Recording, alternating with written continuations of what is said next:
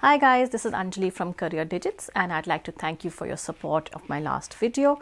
I hope the information was useful, and as promised, I have decided that we'll do some interviews. So today I am with Bina Shah, who has been an expert migration and education consultant for over 20 years. So she's a dear friend and I'm glad that I could request her to come and join me today and share her thoughts on what's happening in the market or what's happening with students, how their mindset is wavering and thinking what and where they will be in another 6, 8, 10 months from now. So I'm really pleased that I could get Bina to join us today. Thank you so much for having me, Anjali. It's always a pleasure to support you and support the international student community in general. I'm very glad I can be useful and give some true information. I believe there is a lot of myth going around in the international student community and a lot of them are very worried. A lot of them are getting very wrong information from various sources. So I plead everyone to please rely only on official source information and contact the authorized department for their concerns. So Bina, there is a lot of information that is floating around where students are being told that they can work full time. How relevant is it? Is it really happening? Is it true that they can work full time right now? It is absolutely not true, Anjali. Immigration Minister announced the other day with the flexible work hours for international students only in certain occupations. So every student has to be very mindful that only if they are either in nursing or aged care professions, their work rights have been increased or their limitations have been taken off. Also, that applies only till the COVID-19 situation is ongoing in Australia. So this should not be taken as granted forever work rights. These are only for now. Also, until 30th of April, only supermarket workers, because of the shortage in shelving and refilling the stock, the big supermarket staff who are international students have been allowed to work extra hours. But as of 1st of May, that work rights will become limited again, as both Woolies, Coles, supermarkets have hired number of local Australian from the workforce who will be now doing that job. So international students will have to go back to their limited hours, which is 40 hours a fortnight work rights. But for now, nursing and aged care workers who are in the front line to fight COVID-19 are allowed to work longer hours.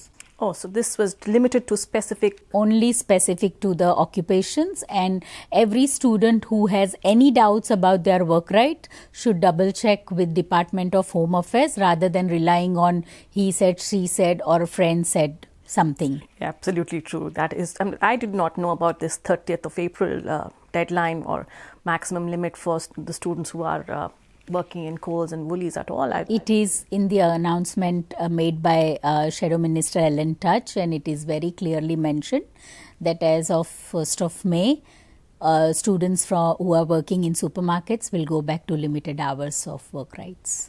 Do not jeopardize your visa by violating the work right condition, and immigration is very strict with your work rights while you are on student visa. Only during school holidays though, in between the terms and summer holidays, students are allowed to work full times. But when the official university term is going on, they must stick to the work limitations for sure. Bina, moving to another topic which is going around nowadays, that students are thinking of doing a reduced study load.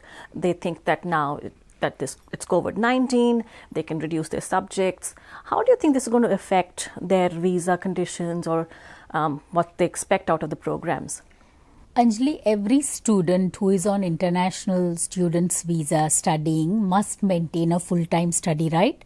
That is number one condition that every student has to abide by. Unless there is a compelling and compassionate reason, which I believe not everyone is affected by COVID-19, they should not think about taking a reduced study load, as in the long run it will affect their visa situation, it will affect their full-time study situation, and they will end up spending more money for having to extend their visa. unless the university has specifically told student because of the poor academic performance to take a less study load, that is 3 subjects instead of 4 or 2 instead of 4, only in such cases I recommend that they should take a reduced study load. Every other student must aim to study full time and finish their study within the specific time of the visa which is provided for that course. If they don't do that, or if they take a reduced study load, it will end up being more expensive for them in terms of cost of visa, increasing the visa, extending the visa, and also additional living expenses, and which will delay their career further in every which way. Also, they pay the additional semester or exam fee and everything yes, as well. Absolutely, yes. So the cost will be a major factor eventually if you decide to take a less study load. And what about people, students whose visas are expiring soon? They must apply for the visas. They can request under the situation to submit the documents little later if they have no access to the paperwork, say from back home due to the lockdown or curfews. Their parents are not able to submit the financial documents. I am sure immigration will give some consideration to them and allow them extra time to submit the documents, but the visa application must be lodged before the expiry of the visa, and there is an option to do online, or they can visit any consultant of their choice to do that. So on the same front, now there were students who had their parents here. A lot of Asian students had brought their parents here for Lunar New Year as well. So now that was in January, February. So their visas are expiring. So maybe somebody's visa is expiring in another month or 15 days, 10 days. What do you recommend for them, for those parents? The parents whose visitor visa or tourist visa are expiring or are expired are strongly recommended to go back to their home countries. First of all, if their countries are still open and operating commercial flights, but a lot of countries have restriction on incoming and ongoing flights. For those parents, I highly recommend they should extend their visa before the expiry of their actual visa. And if a lot of them have condition which says no further stay, so they cannot apply for any further visa in Australia. But under the circumstances, because of COVID-19, immigration is accepting no further stay waiver applications. So everyone whose visa is expiring with this condition must check their visas first and apply for waivers ASAP. Do not delay the waiver application, as it is taking time to get approval from the department with the proper evidences, and once the waiver is lifted, you are able to apply for the correct visa to stay on officially, or I would say legally or lawfully, so that in future whenever they apply for visas they would not have any problem. Okay, so it should be something that every parent who's here should look at immediately, or anybody who's traveled here. Do not overstay your visa limit. Do not do nothing. You have to do something. You have to apply, or you have to consult some consultant if you're unsure about what to do, or feel free to contact the department. Okay, so this would also apply to visitors as well. Visitors also. Who had extended their holidays or stays or things like that. Absolutely, yes. Okay. It's always better to be in system rather than not be in the system. Based on your years of knowledge of the skill occupation list, do you see any possible changes on that? Anjali, every year there are some minor or major changes happening in SOL, and this year worldwide we have seen the implications or need for more and more health workers. So I suspect there will be more number of visas available for health workers, or there will be some sort of leniency in the visas for the frontline workers who, especially in health sector and emergency sector. So we are all hoping to get high numbers of nurses getting visas, or high number of aged care workers getting visas. So we have to wait and see what happens. I am sure the need for the emergency workers is now very evident, and government would look at that option very soon. And what about students or people who are applying for visas now for permanent residency applications? Where do you think they are? As of now, there is no change as such for the permanent visa applications. They have to go through the set of skill assessment, English, age, education, work experience requirement.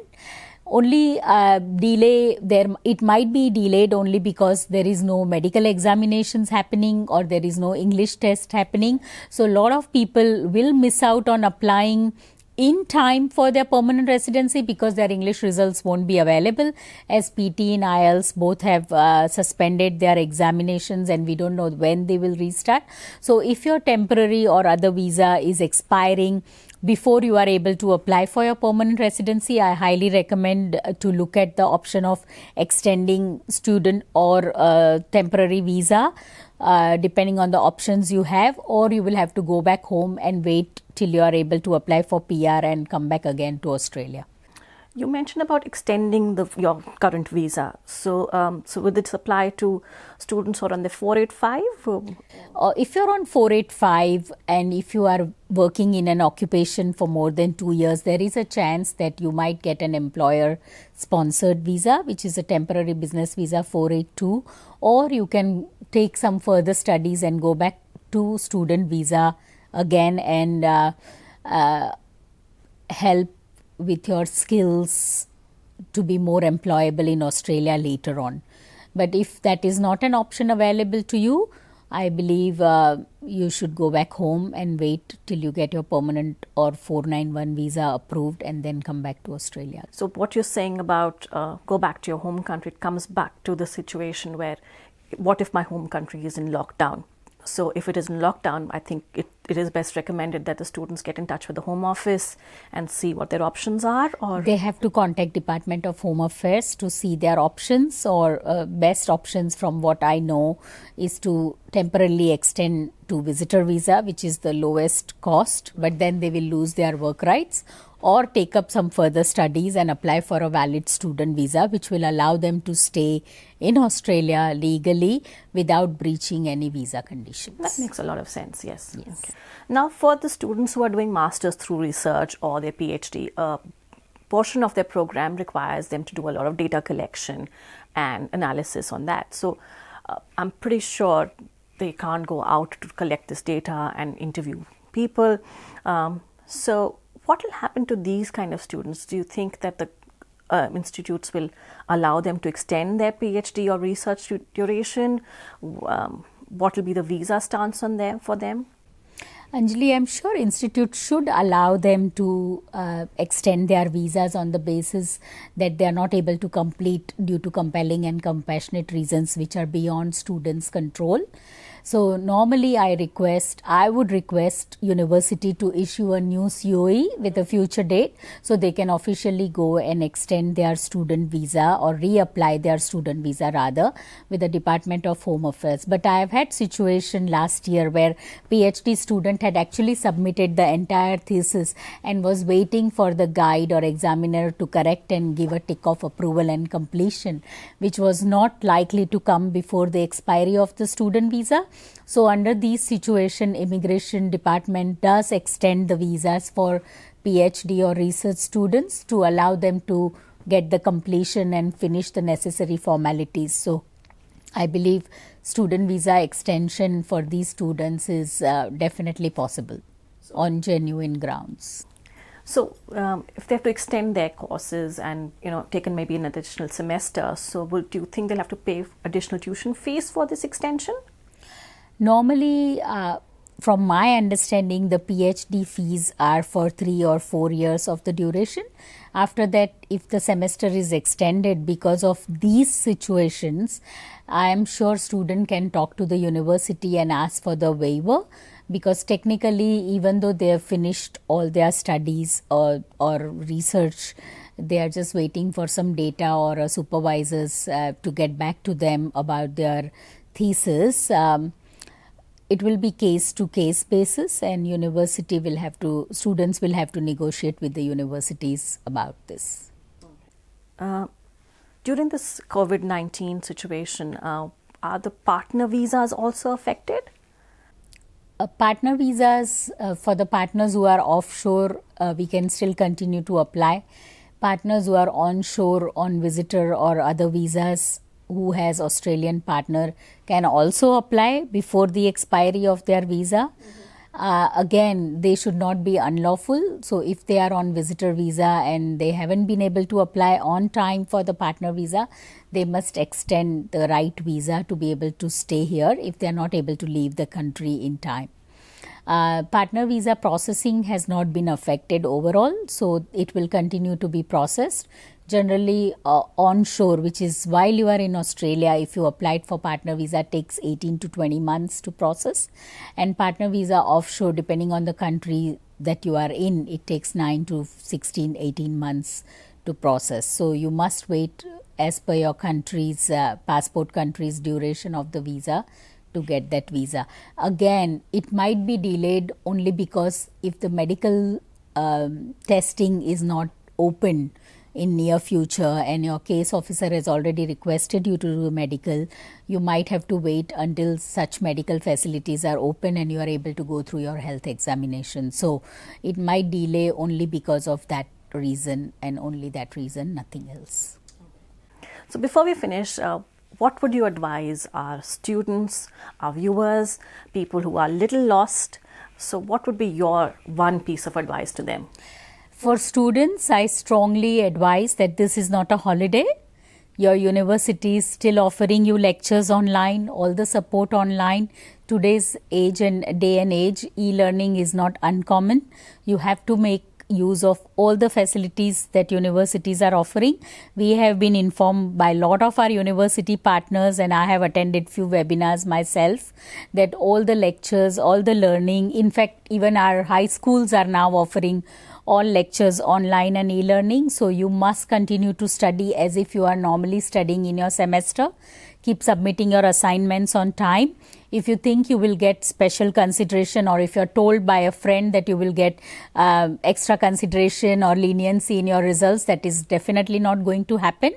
You must treat this as a full-fledged semester and continue to study. Only difference is, instead of face-to-face, you are learning everything online.